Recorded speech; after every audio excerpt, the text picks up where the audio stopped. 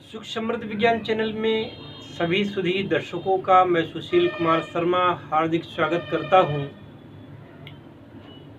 आज का ये वीडियो मैं अपने उन भाइयों के लिए बनाना चाहता हूं जो कि गांव में रहते हैं और खासकर उत्तर प्रदेश के गांव में रहते हैं। हालांकि ये वीडियो तो कहीं के भी लोग देखेंगे और कहीं के लोग इसका लाभ उठा सकते हैं, पर ये बात मैं अभी थोड़ी देर में बताने वाला हूं कि उत्तर प्रदेश के ग्रामीणों के लिए ये वीडियो क्यों ज़्यादा लाभकर सिद्ध होने जा रहा है। क्योंकि उत्तर प्रदेश में गौ हत्या पर प्रतिबंध है और योगी जी की सरकार गौ हत्या पर काफ़ी सख्त है, जिसके चलते गाय बिक नहीं रही है। अब इंसान का लालच है तो इंसान ऑक्सीटोसिन इंजेक्शन लगा करके गाय को बांझ बना रहा है। तो गाय एक दो बार ब्याई, इसके बाद जब वो बांझ हो गई, बच्चा पैदा नहीं किया, और चूंकि कोई उसको खरीदेगा नहीं, कसाई खरीदेगा नहीं, तो किसान क्या करता है, उस गौवंश को छोड़ देता है। साणों को छोड़ देता, मतलब बछड़ों को छोड़ देता है तो वो साण बन जाते हैं, और गायों को छोड़ देता है। अब ये छोड़ी हुई गायें उस किसान के लिए उल्टा ही नुकसानदेह हो रही हैं। भाई जीव है, उसको भोजन चाहिए, पानी चाहिए। जब आपने छोड़ दी, उसको सुबह शाम कोई भोजन देने वाला नहीं बचा, तो वो फिर आपकी फसलों को बर्बाद करती हैं, चरती हैं। छुट्टा जानवर जिसको अन्ना कहते हैं, वो और भी ज़्यादा नुकसान करता है। तब आप कांटेदार तार लगाते हैं और कांटेदार तारों को लगा करके हजारों गायें आप लोगों ने मार दी। और मुसलमानों को तो बदनाम किया जाता है कि मुसलमान गौ की हत्या करते हैं। हमारे हिंदू भाई कितने हैं जो गौ रक्षा की बात करते हैं।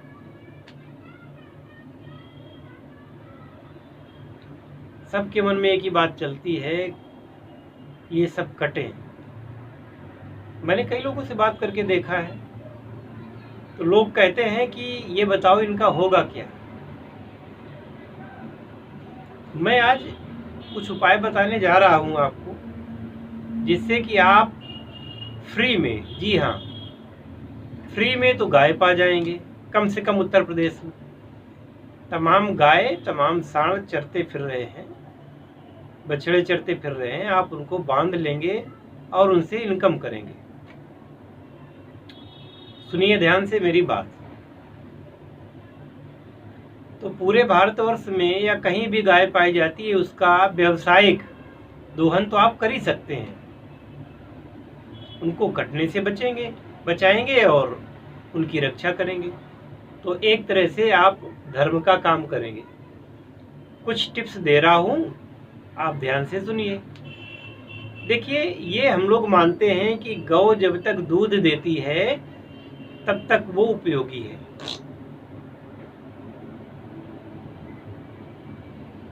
जबकि असलियत ये है कि जितना पैसा वो दूध में आपको देती है, यानी जितने का दूध देती है, उससे कई गुना ज़्यादा पैसा वो पैदा करवा सकती है अपने गोबर से और अपने मूत्र से।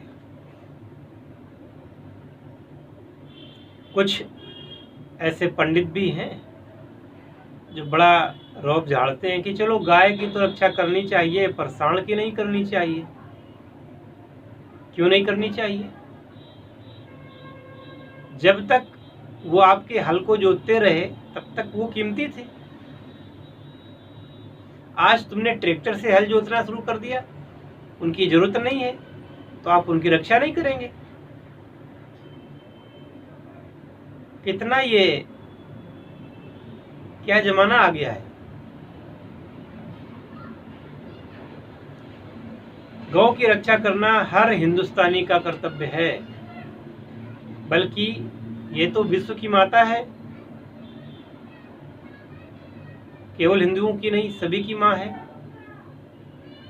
अब देखिए मैं बता रहा हूं, सुनिए।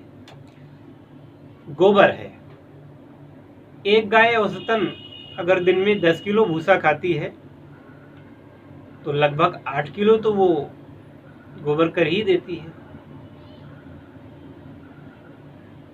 या बैल है या सांड है, वो भी यही है। अब इस गोबर को, क्योंकि गाय के गोबर में और बैल के गोबर में कोई अंतर नहीं होता, ये दोनों ही पवित्र हैं गौवंश का होने के नाते। तो आपको क्या करना है कि ये गोबर फेंकना नहीं है। आप फेंकते हैं तो वो प्रदूषण का कारण बनता है और प्रदूषित होकर के तमाम रोगों को उत्पन्न करता है, मक्खी मच्छरों को उत्पन्न करता है, कीड़े उत्पन्न होते हैं।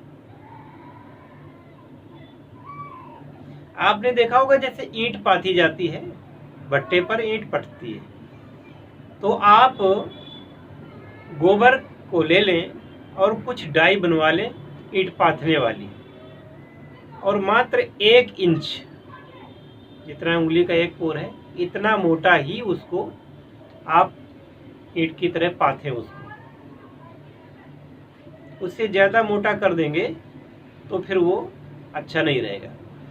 और ईंट भी ज़्यादा बड़ी नहीं होनी चाहिए, 6 इंच से बड़ी ईंट ना हो और 1 इंच से ज़्यादा वो मोटी ना हो, तो बहुत अच्छा रहेगा। अब इन स्टिकाओं को आप बना लेते हैं और धूप में सुखा लेते हैं। गांव में तमाम जगह होती है, तो सपाट समतल जमीन करके वहां पर इनको डेली आप पाथते रहें, ईंटों को सुखाते रहें। आप एक काम कर सकते हैं कि एक और मुहर लगाने वाली डाई बनवा लें, तो उसको जब आप बनावें तो ऊपर से मुहर भी लगा लें, तो कोई ब्रांड नेम ले लें, आप ट्रेडमार्क कर लें, ना भी करें तो भी कोई बात नहीं। अब इन स्टिकाओं को सुखा लिया जाता है, तो इनको सुखा लिया जाता है तो इनका भंडारण भी आराम से हो सकता है। और आपको पता है इस प्रकार से बनाई हुई ईंट या इस प्रकार से बनाए हुए उपले अमेजन पर 4 उपले, मात्र 4 उपले 150 रुपये की बिक रहे हैं। अमेजन पर, फ्लिपकार्ट पर कंपनियों में रजिस्टर करिए, इनको बेचिए।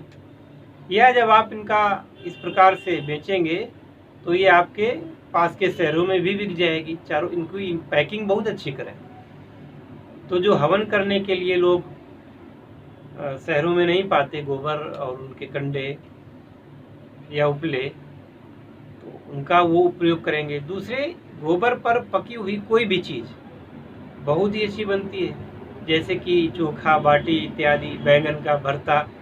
तो शहरों में उनको ये सब चीज़ नहीं मिलती, तो आप जब उसको दुकानों पर रखवाएंगे तो वो बिक जाएगा, हाथों हाथ बिकेगा और आपको लाभ देके जाएगा। एक तो मैंने आपको ये उपाय बता दिया। अब दूसरा उपाय बताता हूँ। ये भी नहीं करना चाहते हैं तो गोबर को इकट्ठा करें और गोबर को इकट्ठा करके उसमें हवन सामग्री मिला करके 1/3 हवन सामग्री हो, 2/3 गोबर हो, और उसके सांचे आते हैं, उनसे आप धूप बत्ती बनाइएगा। धूप बत्तियां सुखा करके पैक करके मार्केट में बेचिए, सुगंधित, बहुत अच्छी सुगंध भी देंगी और प्रदूषण से भी बचेंगी।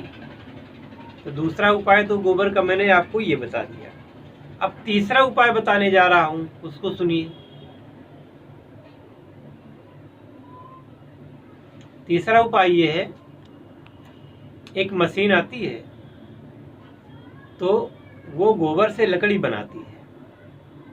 एक तरफ से वहाँ उसमें गोबर डाला जाता है और हाई प्रेशर उसमें होता है, तो उससे लकड़ी बनके निकलती है और वो लकड़ी भीतर से पाइप की तरह पोली होती है। जैसे पाइप होता है ऐसे भीतर से वो पोली होती है, और वो लकड़ी सुखा ली जाती है, उसके बंडल बना लिए जाते हैं, वो भी बिकते हैं।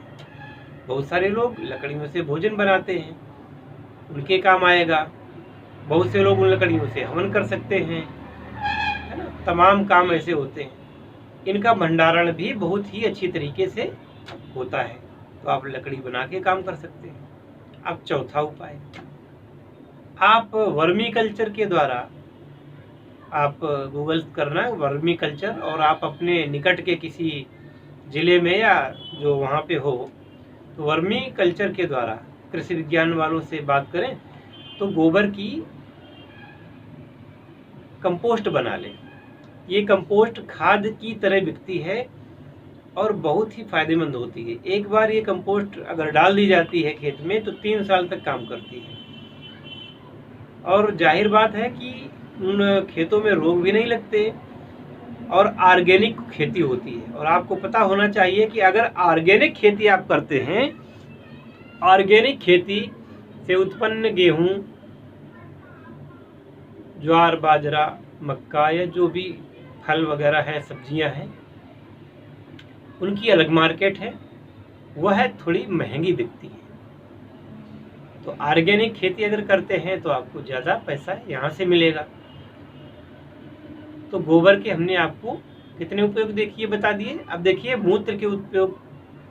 गोबर के मूत्र के उपयोग क्या है कि जैसे आपकी खेती है तो गोबर, ये गौमूत्र में बैल का मूत्र हो, गाय का मूत्र हो, इकट्ठा करना पड़ेगा आपको।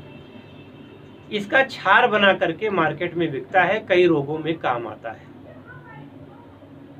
छार बना सकते हैं। छार कैसे बनता है? पानी को औटा करके जो नीचे नमक जैसा बच जाए उसको छार कहते हैं, इसको गौछार कहते हैं। 1000 रुपये किलो ये 10 साल पहले था, अब तो और भी महंगा होगा। तो कई बीमारियों में काम आता है, रोग मुक्त करता है। जो लोग गौमूत्र का सेवन नहीं करना चाहते वह लोग गौछार का प्रयोग कर सकते हैं। अब गौमूत्र का डायरेक्ट प्रयोग कई बीमारियों में होता है, तो पतंजलि जैसी बड़ी बड़ी कंपनियां गौमूत्र को बेचती हैं, 150 रुपये लीटर तक बेचती हैं। आपके अंदर दिमाग तो होना चाहिए, बहुत सरल है। आप गौमूत्र बेच करके पैसा पैदा कर सकते हैं। एक गौ दिन भर में कम से कम ये मान लो कि क्या 7-8 लीटर से कम तो पेशाब नहीं करती होगी, और 100 रुपये लीटर भी मान लो तो कितने रुपए का पेशाब डेली हो गया आपका।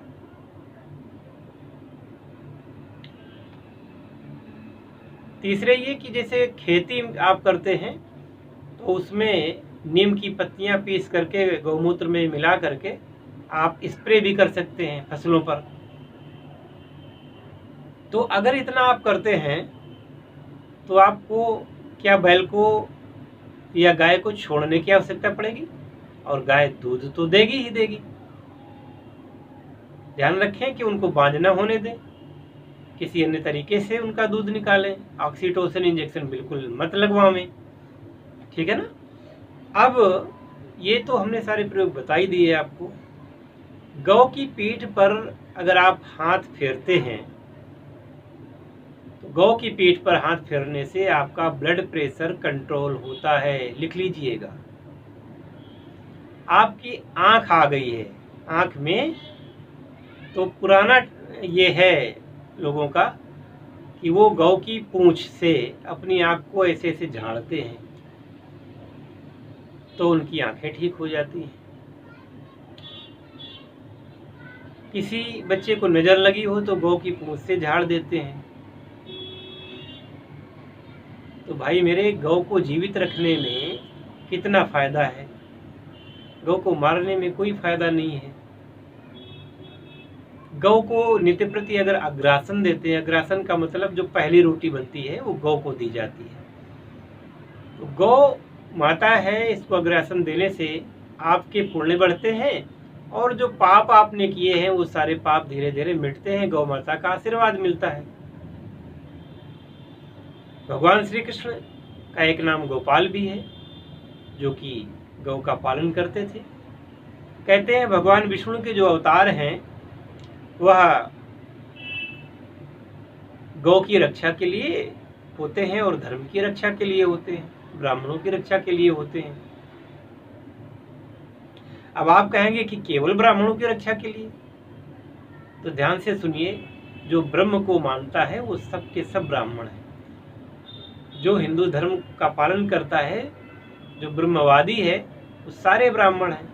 फिर वो चाहे किसी भी जाति की क्यों ना हो, तो किसी को अपने मन में हीन भावना नहीं लानी चाहिए कि हम छोटे हैं वो बड़े हैं, ऐसा कुछ नहीं।